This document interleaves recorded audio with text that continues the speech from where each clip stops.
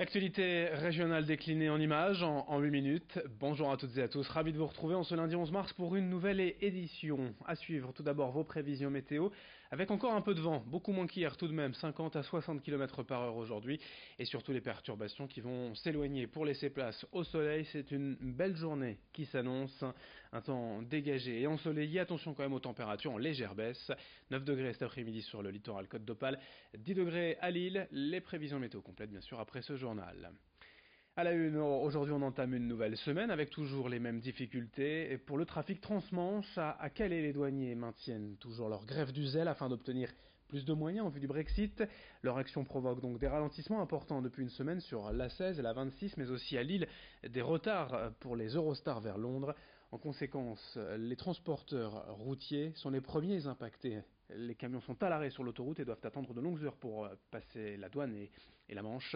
Une perte de temps et d'argent pour les entreprises de transport dénoncée il y a quelques jours déjà par la FNTA, Fédération Nationale des Transporteurs Routiers. On écoute son secrétaire général dans la région, interrogé pour nous par Rémi Desremeaux. Pour l'instant, nous sommes dans cette situation d'avoir désormais un Royaume-Uni qui soit complètement tiers à l'Union européenne, donc avec une procédure douanière la plus lourde et la plus conséquente. On peut difficilement imaginer que ça n'ait pas de répercussions sur le trafic transmanche.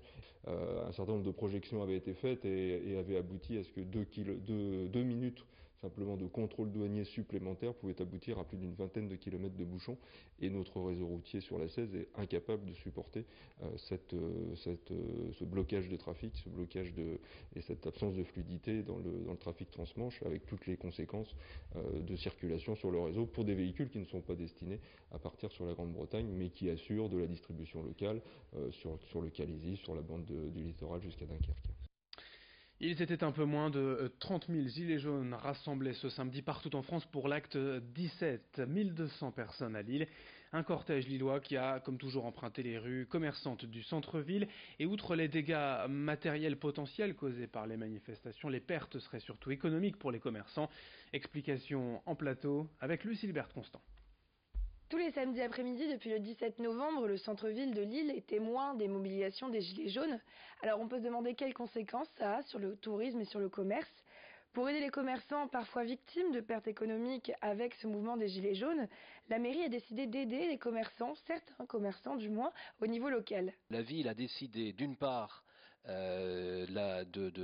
d'exonérer de droits de terrasse les commerçants qui sont sur le parcours de la manifestation. Cette exonération portera sur 2 mois de redevance. C'est une mesure préventive. Je ne peux pas vous dire exactement ce que ça représente. Je peux vous dire ce que ça représentera pour la ville. La ville, à travers cette exonération, perdra environ entre 35 000 et 40 000 euros. Si on répartit à peu près nous avons comptabilisé entre 120 et 130 commerçants qui seraient concernés. Au niveau national, les commerçants qui en ressentent le besoin pourront demander à l'État un certain délai pour payer leurs impôts, mais ce se fera au cas par cas, et vous pouvez trouver plus d'informations sur le site internet info.gouv. Et alors concernant le tourisme, la ville de Lille a connu une légère baisse de fréquentation pour le mois de décembre, mais qui reste cependant sans trop de conséquences selon l'office de tourisme. Au mois de décembre, on a pu constater qu'il y a eu un petit recul de fréquentation, une petite baisse, parce que c'était un contexte qui était quand même assez particulier. Beaucoup d'appels aussi de gens qui voulaient savoir s'il y avait des difficultés particulières. Donc un mois de décembre, pas forcément excellent, mais depuis décembre, ça va quand même mieux. Le tourisme à Lille apparaît stable, avec même une hausse au mois de février 2019 de 20% par rapport à l'année passée. Pour les semaines à venir, les professionnels sont confiants. À l'heure actuelle, on ne sait pas trop où le mouvement va aller. Il y aura encore certainement des manifestations, mais je pense qu'on est plutôt dans une phase de normalisation. Donc nous, on est très sincèrement, on est optimiste de manière générale pour le tourisme là dans les prochaines semaines à Lille. Alors reste à savoir comment le mouvement va évoluer à Lille, dans une ville où, relativement, semaine après semaine, le mouvement reste plutôt apaisé. Merci Lucille pour ces explications. On enchaîne avec quelques images pour évoquer l'inauguration des nouveaux locaux de l'ESJ Paris Grand Lille, une école de journalisme tout média installée près de Lille, à Villeneuve-d'Ascq, directement liée d'ailleurs à l'Université catholique de Lille. Lors de cette soirée d'inauguration, les élèves et enseignants étaient bien sûr présents, de même que les administrateurs, et Monseigneur Laurent Ulrich, archevêque de Lille. Créée en 2015, l'école accueille cette année sa 5e promotion en Master 1, une école professionnalisante qui propose de suivre la formation en contrat d'alternance ou en stage. Explication avec la directrice d'études Florence Braque.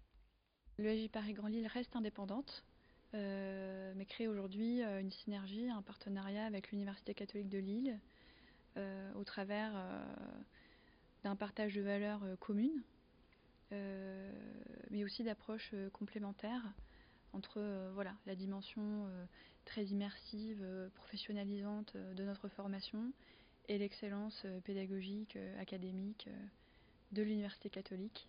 Différentes synergies vont se développer, bien entendu. Voilà, à suivre, on est au début d'une belle histoire. Ce week-end, le musée de la piscine à Roubaix a entamé son printemps algérien. Au programme 4 expositions, dont une rétrospective de Gustave Guillaumet. Près de 130 de ses œuvres y sont mises en avant. Guillaumet est un peintre orientaliste fasciné par l'Algérie. Mort en 1887, l'artiste n'a eu de cesse de peindre la population souvent frappée par la misère et les paysages typiquement maghrébins, notamment les déserts. C'est la première exposition monographique consacrée à cet artiste depuis 1899, si bien qu'elle a été reconnue d'intérêt national par le ministère de la Culture. Présentation avec le conservateur en chef de la piscine, au micro de Lucille Berthe-Constant.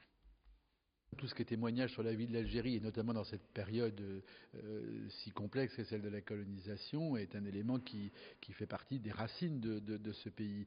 Et précisément parce que Guillaumet, notamment avec un grand tableau comme La famine, qu'on présente dans l'exposition pour la première fois depuis la fin du 19e siècle, montre comment la guerre de colonisation a créé au milieu des années 1860 une période de famine qui va faire mourir plus d'un tiers de la population algérienne de l'époque, qui est évidemment un sujet qu'ensuite, dans l'iconographie de la présence française en Algérie, on a gommé, mais qui est un fait réel. Et ce tableau, restauré grâce à une souscription publique que les 3 musées producteurs de l'exposition ont lancé, ce tableau donne à voir effectivement cette page dramatique qui illustre la conquête avec un tout autre regard. Fin de cette édition régionale, d'autres infos à suivre dans un instant. Merci de votre fidélité et très bonne journée à toutes et à tous.